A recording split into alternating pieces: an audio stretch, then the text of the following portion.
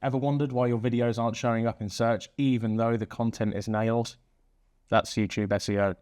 And today we're going to show you how to fix yours. By the end of this video, you'll know how to research, choose, and optimize those keywords so that you do appear in search and that your expert advice gets recommended by our friendly AI chatbots like ChatGPT. But before we get into that, let me introduce myself. I'm Tom. I'm a content marketing coach. I help experts online share their experience and their expertise in order to generate revenue streams that can keep them earning from their content. I've helped experts in lots of different industries monetize their content through these strong SEO practices that I'm about to share with you in this video. And some of them have had great success in launching their digital products and earning some of that passive income that everyone seems to want so bad. If this is the kind of stuff that's for you, please hit the subscribe button and hit the like button as well, because that would really help the channel out and I would really appreciate it. So leave a thumbs up. So what is SEO and what is its role on YouTube? SEO on YouTube is all about how your content on YouTube is read by the algorithm that categorizes it and places it in front of the right people at the right time so that you get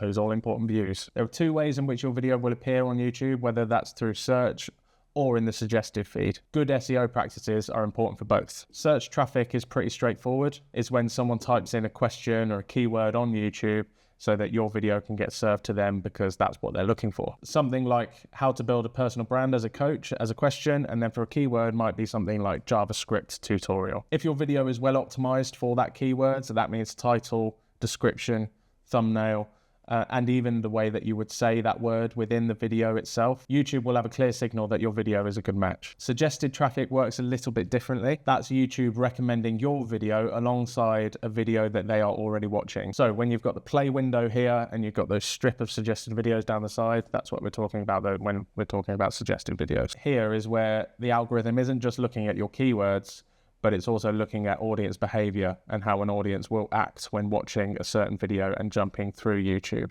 Remember, the goal of the algorithm is to keep people on YouTube for as long as possible to consume as many ads as possible, basically. So for suggested traffic, YouTube wants to know what's keeping people on the platform for longer, what people are wanting to click on from another video, and what videos are getting watched together in the same binge sequence of watching videos on YouTube. You may have heard lots of people say that SEO doesn't actually matter very much in the algorithm era of YouTube and search engines in general. Now, I don't think that's true. Yes, obviously people are searching for things in a very different way thanks to our AI friends. We still need to be able to make sure that we are being categorized in the right place for our content so that we get shown to the right people. Otherwise, our KPIs might suggest that our video isn't a very good one, when in fact it just wasn't being shown to the right people. So your SEO metadata is what's going to tell the algorithm what your video is about and who it should show it to. If you think about your YouTube Shorts feed, you're getting served up a video every 30 seconds maximum. That's all based off of your watch history. So the YouTube algorithm is learning about you, the viewer,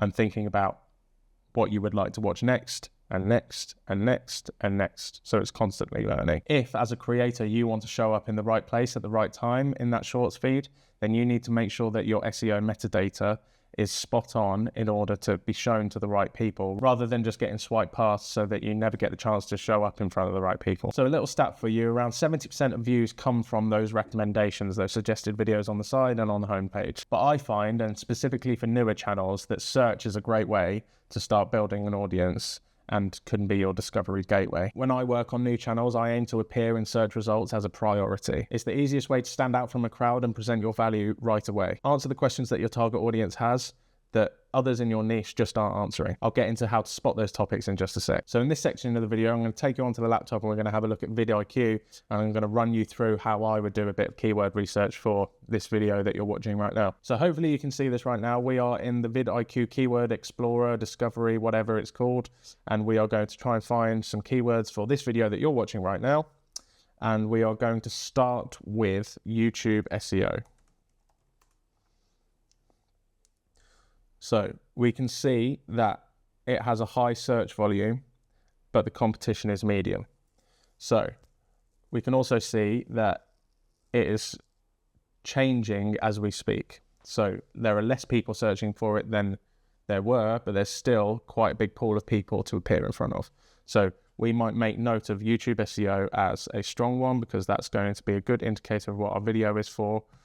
What we really want is for this to be as high as possible, our search volume to be as high as possible, and our competition to be as low as possible. What's really cool about vidIQ is I can jump into related keywords, and it will give me a list here of keywords that are related to what I've just searched, with our search volume next to it and competition next to it. So because my channel is fairly new, what I want is to appear in search results as much as possible. So what I'm looking for is as low as possible competition, so either low or very low, and as long as it has some sort of search volume, that's going to be a positive for me. Because even a portion of this 1,147 people that are searching for YouTube SEO tutorial for beginners, if I get 10% of them people clicking on my video in the search results, then that's a big positive for me on my new channel. So here's a fairly good one. YouTube channel SEO. It's got 3,489 in its search volume and it's low competition. So I'm going to take that one and add it to my list. And we're going to add it here. So what I'm going to do is I'm going to go away and populate this list. Then we will talk about why I chose those keywords and how they are going to inform the title of this video. Right, so now we've populated our list, and so we've got a mixture of keywords that are going to help us appear in suggested videos and help us appear in search. So we can see here at the bottom of my list, these are tags that I tend to use in every video to kind of help the algorithm categorize who I am, what the channel talks about, and that should still all be relevant to our video content as well. I've added some big hitter keywords as well, just to add a bit of context to the video, because this video is showing how to do keyword research on vidIQ for YouTube. But what we're really looking for is things like this, okay? YouTube SEO, how to rank. So its search volume is 13,200 a month with low competition. So that offers us a great opportunity to use that keyword in our title and hopefully be able to start getting into the rankings for search. So my working title for this video has been Supercharge Your SEO for Your YouTube Channel. Now that's a good YouTube video, but like we've just seen from our keyword research, we know that we need to include YouTube SEO, how to rank, or some sort of very similar variation on that. So I've changed it now to Supercharge Your YouTube SEO and then in brackets, how to rank. Then when we come to building our description, I tend to just post the keywords that I've found into ChatGPT along with my video idea and a little bit of context around what the video is going to cover, and get ChatGPT to build me an SEO optimized description. Basically, the rules are that you want as many of the strong keywords in the first 200 characters as possible in order to tell the algorithm what the video is about so that it knows who to show it to. So going back to what I was saying about people talking about tags as if they're not necessary anymore, or YouTube SEO as if it's not necessary anymore.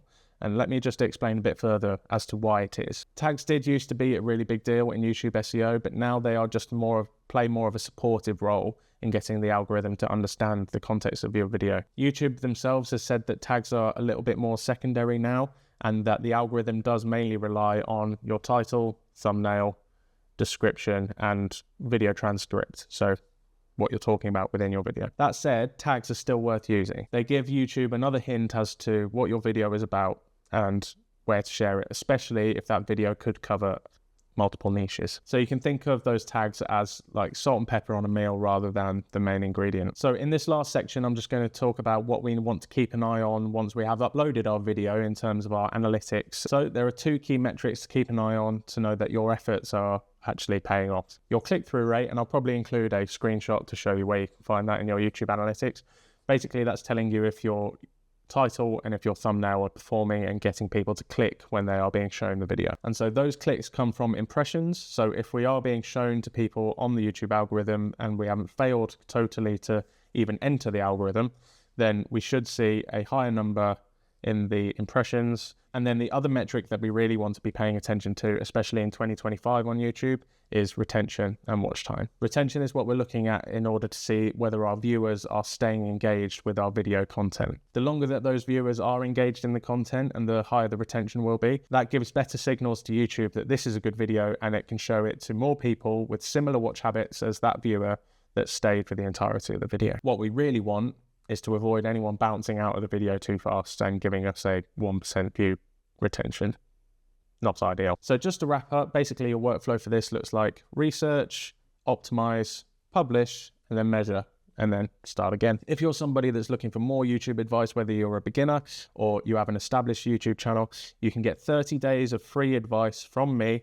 I will send it directly to your mailbox every single day for those 30 days. You'll get 5 kind of actionable tips for each of those days. So if you are interested in that, then hit the link in the description below. I've had lots of good feedback on the advice that I do give there. So if you're interested, then make sure you hit that link down in the description. Otherwise, if you're looking to share content online and build a business around your content, then subscribe, because I'm sharing more valuable advice like this all the time.